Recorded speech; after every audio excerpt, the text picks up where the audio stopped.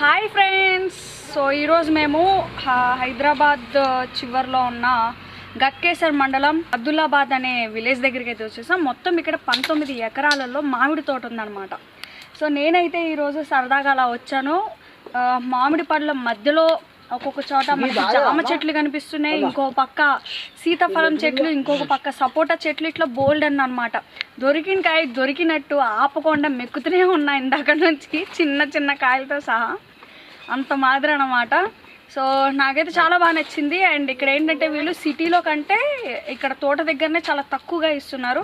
పండ్లు కూడా చాలా బాగున్నాయి. ఇగో ఇది చెట్టు మీద కాసిన కాయ అన్నమాట, మస్తుంది. టేస్ట్ చేస్తున్నా, జ్యూసీగా ఉండే.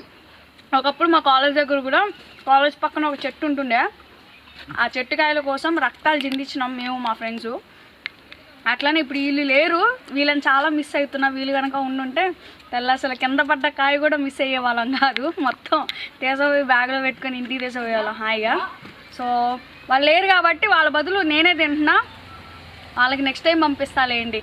సో వీడియో కనుక నచ్చితే సబ్స్క్రైబ్ చేయండి. మళ్ళీ కలుద్దాం.